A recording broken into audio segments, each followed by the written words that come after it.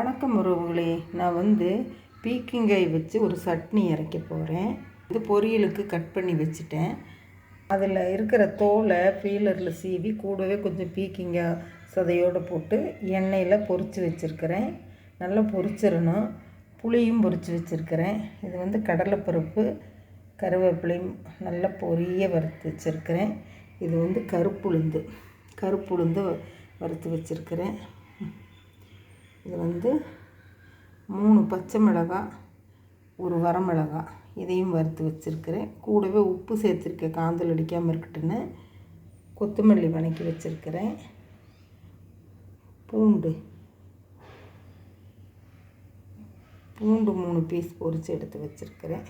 தேங்காய் பாருங்கள், தேங்காய், சுரக்காய் தோல், இது புதினா, இது புளி, இது கருவேப்பிலையும் கடலைப்பருப்பும்,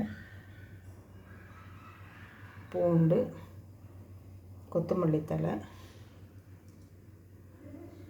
பச்சை மிளகா, வரமிளகா, கருப்புளுந்து இது எல்லாம் நல்லா வதக்கி வச்சுருக்கிறேன். ஆற வச்சு மிக்சியில் அடிச்சுட்டு காட்டுறேன் உங்களுக்கு.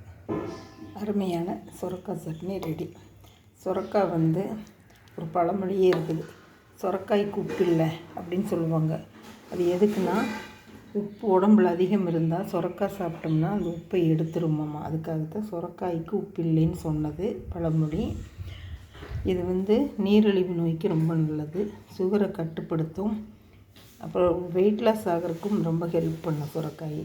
வாரத்தில் ஒரு தடவையாச்சும் சுரக்காயை பயன்படுத்துங்க. உங்களுக்கு பிடிச்சிருக்கும்னு நினைக்கிறேன். பிடிச்சிருந்தால் லைக் பண்ணுங்கள், ஷேர் பண்ணுங்கள், சப்ஸ்கிரைப் பண்ணுங்கள், பெல் பட்டனையும் அமுத்துங்க. இந்த நாள் இனிய நாளாக எல்லோருக்கும் அமையட்டும். தேங்க்யூ.